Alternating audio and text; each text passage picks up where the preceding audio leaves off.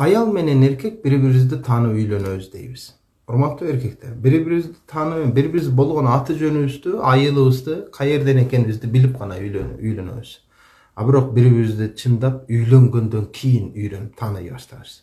Тагыраагы мына бул күйөөң, аялың үйдө кандай, көчөдө кандай, таарынганда кандай, сүйүнгөндө кандай, капа болгондо кандай, бирөө менен урушуп кеткенде кандай, керек болсо төшөктө кандай, бүтүн бардыгын үйлөнгөндөн кийин үйрөнөбүз. Демек, бири-бирибизди таанып үйлөндүк деген сөз бул туура эмес. Үйлөнгөндөн кийин үйрөнөбүз бири-бирибизди. Урматтуу эки жаш, демек үйлөнгөндөн кийин бири-бириңерди үйрөнүүнүн өзүнө жок дегенде 7-8-10 жыл кетип калат. Демек, үйлөнгөндөн кийин бардыгын үйрөнө баштайт экенбиз. Баш кошконго чейин эки жаш бири-бириңердин кемчилигиңерди көрбөй, бири-бириңди сүйүп үйлөндүңөр. Кемчилигиңди көрбөдүң, а үйлөнгөндөн кийин кемчилигиңди издей баштайсың. Мына ушул чоң катабыз. Үйлөнгөнгө чейин кемчиликти көрбөгөндөй эле, үйлөнгөндөн кийин дагы кемчиликти жаап, жашырып, жакшылыкты ашырып, кемчиликти көрбөш керек. Жашыр. Ошол жерди сылап, сыйпалап, тарбиялап өт. Бирок момундай экен деп үйлөнгөндөн кийин кемтик издеген туура эмес. Аллах Таала Ыйык Куранда аял менен эркекти кийимге салыштырат, урматтуу эркектер. Хунна либасун лакум деген аятта келтирет, либаска салыштырат, аял менен эркек кийимге салышат. Тагыраагы кийимдин биринчи кызматы ал адамдын уятын жабат. Дал ошондой эле эрди катын да бири-биринин уятын жапсын, кемчилигин жапсын. Муну унутпагыла, жигиттер. Айрыкча бизде кыргыздын салттарында, өзбектерде, деги эле түрк тилдүү элдерде өкүл ата, өкүл эне деген түшүнчө бар. Түрктөрдө деле векил баба, векил анне деген түшүнчөлөр бар. Өзбектерде деги эле түрк тилдүү элдерде бар. Өкүл ата. Бирок тилекке каршы бүгүнкү күндөгү жаштар өкүл атаны ырчылардан, звездалардан, депутаттардан, байлардан, таанымал инсандардан өкүл ата шайлап үйрөнүп алдык. Чын-чынына келген кезде бул өкүл ата жөн эле авторитет үчүн шайланбайт. Чын-чынына келген кезде өкүл ата эки жаштын жашоосунда болуп аткан кемчиликтерди, ата-энесине айта албай турган кемчиликтерди өкүл атага айтып, өкүл ата тарбия берип, өрнөктүү болгон үй бүлөнү шайлаш керек болчу. А бирок шариятта, ислам дининде жок өкүл ата, өкүл эне деген түшүнчө. Бирок канткен менен кыргыздардын кармап келген салтында бар. Негизи бир нерсени айтайын, урматтуу жаштар, аялыңдын кемчилигин өзүңдүн ата-энеңе айтпа. Анткени келиниңди жаман көрүп калат. Аялыңдын кемчилигин кайнене кайнатаңа да айтпа. Кайнене кайнатаң да кирпи баласын жумшагым дейт, карга баласын аппагым дейт. Өзүнүн кызын аяп, сени жаман көрүп калышы мүмкүн. Натыйжада баары бир өзүңдүн ата-энең да, кайнене кайнатаң дагы бири-бириңдин кемчилигиңди айтсаң туура көрбөйт. Ошондон эмне кыл, аялыңдын же күйөөңдүн кемчилигин мындай учурларда болгону өкүл атаңа, өкүл энеңе айт, ошолор силерди элдештирип, жараштырып, бириктирип койсун. Билбеген нерсеңерди, турмуштагы түшүнбөгөн нерсеңерди түшүндүрүп койсун. Мана ошон үчүн гана өкүл ата, өкүл эне шайлашат. А тилекке каршы биз өкүл ата, өкүл энени ырчылардан, звездалардан өзү үйлөнгөнүнө 1 жыл болду. Же болсом сенден 1 ай мурда үйлөнгөн, сен сразу ошону өкүл ата кылып үйлөнүп алдың. Өкүл ата сага өкүл болуп берет. Сага турмуштун бүтүн башка баягында бир тажрыйбасын үйрөтүш керек. Ошондон урматтуу жаштар, өкүл атаны да өрнөктүү үй бүлөлөрдөн шайлагыла деп сунуштайм. Звездадан, депутаттан, же ырчылардан, же чорчудан эмес. Өзгөчө айтарым, аялыңдын кемчилигин, же күйөөңдүн кемчилигин болгону өкүл ата, өкүл энеңе аялыңдан же күйөөңдөн өч алыш үчүн эмес, мына ошол нерсени оңдош үчүн гана айтасыңар болот. Демек, Куранда Кудай Таала кийимге салыштырат, адамдын кийим уятын жабат. Куд ошондой эле аял менен эркек да бири-биринин уятын жапсын, кемчилигин жапсын. Жаманын жашырып, жакшылыгын ашырсын. Кийимдин экинчи кызматы адамга сулуулук берет. Дал ошондой эле эрди катын бири-бирине сулуулук берип, жарашып турсын. Кийимдин кийинки кызматы адамды ысыктан жана сууктан сактайт. Дал ошондой эле эрди катын да бири-бири менен жакшы жаман күндөрдө бирге болсун. Айрыкча эркектер, бүгүнкү темада мен аталарга басым басып атам. Урматтуу эркектер, аялыңарды жедирип ичириш, кийинтириш, ооруса ден соолугуна караш, аларды багыш, бул түздөн түз эркектин вазыйпасы. Аялыңды жедирип атам, ичирип атам, кийинтип атам, багып атам, ооруп атсаң карап атам деп аялыңа милдет кыла албайсың. Бул сенин үйдөгү аталык вазыйпаң, түздөн түз аткара турган милдетиң бул сенин. Тилекке каршы бүгүн аялдар ооруп калса кабар албаган, аялдар ооруп калса аялын таштап кеткен эркектер абдан көп. Андай болсо никеңди кыйып атканда эмне үчүн убада бердиң?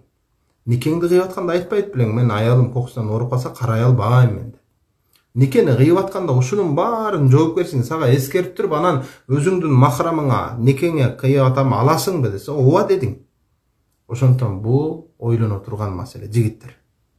Демек, үйлөнгөндөн кийин үй бүлөнү караш, аялды караш бүтүн баары эркектин вазифасы. Бүгүн тилекке каршы, бүгүнкү күндө эркектер аялдардын кадырына баркына жетпей атабыз. Аял затын кордоп салдык. Урматтуу эркектер. Чет өлкөдө Россиялап аякта биякта иштеп келип атабыз, иштеп атабыз. Аялыбыз менен кошо иштеп атабыз керек болсо. Же болбосо аялыбызды иштетип коюп өзүбүз айылда отурабыз. Аялыбыздан акча күтүп карап. Үй бүлөнүн кадырына баркына жетиңиздер. Аялың сага жардамчы болсо болсун. Бирок аялың сага жардамчы болуп, а сен аялыңа алдамчы болбо, кыянат кылбо башка бирөөгө. Ошол эле учурда аял заты да бирөөгө кыянат кылбасын. Бул да өтө маанилүү. Өзгөчө эркектерге дагы кайрылам. Дүнүйөнүн баары мактаса да, бирок аялың сени мактабай жатса, демек сен али бери жакшы адам эмессиң. Муну унутпагыла эркектер. Ошол эле учурда аялдын оорусу, ден соолугундагы оорусу 100дө дээрлик 80% эркек аркылуу. Үйдөгү эринен болот, ачык айтайын.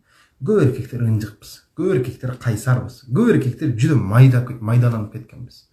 Ана идишиң не жуулбады, мынанын не чачы, мына чачык неге могу жерде турат, мына пияла могу жерде неге турат, ушуга чейин майдаланып отура беребиз. Ошондон урматтуу эркектер көп эле майдалана бербейт. Кээ нерсеге мындай бир мырзачы болот. Таарынып, өчөшүп, ушундай бир эркектерди көрдүм, билдим. Үй бүлөсүнөн таарынып, аялынан таарынып, 1 жыл бою бир төшөктө жатпаган эркектерди көрдүм. Урматтуу эркегим, мырзалар, мусулмандын таарынычы 3 күндөн ашпасын. 3 күндөн аша турган болсо, демек ошол эркектин ыйманында бир аз карап койсун намаздарын. Демек 3 күндөн ашпасын. А биз мусулманбыз дейбиз, башкабыз дейбиз, бирок керек болсо ыйманыңдын жарымы, жүрөгүңдүн жарымы аялың менен таарынып 3 күн эмес, балким 3 жылдан бери таарынып, керек болсо төшөгүн бөлүп, бөлмөсүн бөлүп, өчөшүп жүргөн эркектерди көрдүк. Мына ушундай болбоңуздар, мырзалар. Эркек киши эң биринчи кечирүүсү. Эрди катын ортосунда уруш жаңжал боло берет мындай нерселер. Мындай нерселер ар дайым болуп келген. Бул адам жаралгандан бери, Адам алейхисалам өмөнөздөн бери шу күнгө чейин болот, кыяматка чейин боло берет бул нерсе. Анткени шайтан эң негизги максаты да үй бүлөлөрдү ажыраштыруу. Шайтан ушунун үстүндө ойнойт. Ошондон урматтуу эркектер, эрди катын анча-мынча уруш тополоңунда эң биринчи орунда эркек кечиримдүү болот. Биз эркек таарынчак, эркек өчөшмөй, эркек ушундай болуп калат. Эң биринчи эркек кечирип болот. Сен кечирип койсоңчу, аялың сага жылмайып кайра келет. Аялың сага баш ийет, баш ийбейт эмес. Сага баш ийген үчүн сага эрге тийди. Сага баш ийбегенде тийбейт эле керек болсо. Сага баш ийген үчүн эрге тийди. Сага баш ийген үчүн сенин үй бүлөңдө сени менен чогуу жатып атат. Демек баш ийет сага. Болгону сен аны башкарууну билбей атасың. Урматтуу эркектер, интеллектуал, илим билимибизди өркүндөтөлү. Улантам. Үй бүлөнү кармап калууда атанын акылы абдан маанилүү. Өзүнөн башка эч кимди жакшы тааныбаган аялына жардамчы болбосо, жакшы жашоого да ээ болбойт эркек киши. Жаңы жерге келген аялын туугандарынын арасына акылдуу жана жакшы көрсөтүү, бул дагы албетте эркек кишинин орду вазифасы. Аялыңды жакшы көрсөтүү жана жаман көрсөтүү кайра эле эркек кишиге байланыштуу. Ошондон эркек кишилер илим алгыла дегим келет. Эркек кишилер илим алалы. Аялың миң мыкты болсо да, тууган уруктардын арасында өзүңдүн кадыры баркың болбосо, аялың оол эле болсо да сенин кадыры баркың болбойт барбыр. Өзүңдүн тууган уруктардын арасында өзүңдүн да кадыры баркың каралат эркек киши. Ошондон мырзалар, өзгөчө суранып кетем, келгиле, аялың сени таанып, сага көйгөй чыгып, сени менен макулдук берип, сага ишенип келгенден кийин тууган уруктардын арасында бир гана эркек киши сен гана аялыңа колдоо, аялыңа жардамчы болуп бере аласың, болбосо жок. Ата ар дайым аялын тарбиялап, акыл берип, ар дайым аялга жана балдарына мээримдүү болуусу зарыл. Бакытка балкып жашагысы келген ар бир ата өрнөктүү досунан же кошунусунан эмес. Ар бир ата бактылуу жашагым келет деген ар бир эркек өрнөктү пайгамбар алейхисаламдан алсын. Унутпаңыздар. Atanın үй бүлөсүнө убакыт ажыратуусу аткаруусу шарт болгон эң биринчи вазифа. Мен иштеп атам, акча таап келип атам деп эле догурунуп же үйгө келип бут тасып жатыш керек эмес. Үй бүлөгө убакыт бөлүш керек эң биринчи орунда. Ар бир ата балдарына бөлгөн убакытты көбөйтүп, балдарына бөлгөн акчаны азайтсын. Ар бир ата эң сонун унаам, эң сонун үйүм болсун деп эмес, эң сонун перзентим болсун деш керек ар бир эркек. Андыктан аталар ар күнү илим алып, ар күнү китеп окуп, үй бүлө тууралуу дарттанып туруш керек. Үй бүлөнүн тарбиясына такай көз салуу абдан маанилүү. Кызың кайерде калып атат, балаң кайерде калып атат. Бүгүн аталар кызыңар Инстаграмда бүтүн денесин ачып сойкудай болуп кетти. Сен ата катары караган жоксуң. Чечинип жарым жалаңач жүргөн кыздардын, коомдо көчөдө сойкого окшоп жүргөн кыздардын жоопкерчилиги ал кыздарда эмес, ошол кыздын акесинде, ошол кыздардын атасында жатат, эркектерде жатат. Урматтуу эркектер, кайра эле сиз менен бизде жоопкерчилик. Кайсы элдин жүдөө көрсөңүз айыбын, ошол элдин эрине койгон айыбын. Демек эркектер күнөөлүү буга. Үй бүлөдө ата-эне өзүнө Аллах жана пайгамбар алейхиссалам белгилеп берген вазифаларга баш ийгенде бир да үй бүлө бузулбайт эле. Тагыраагы эркектер, аялыңар Аллахтын аманаты, муну унутпагыла. Ал эми аялдар, күйөөңөр ыраазы болмоюнча жаннатка кире албайсыңар. Унутпагыла. Үй бүлөдө күйөөнүн кадыры баркы канчалык жогору экендигин ушул хадистин өзүнөн билсе болот. Андыктан урматтуу аялдар, күйөөңөрдөн эч качан үнүңөрдү көтөрбөңүз.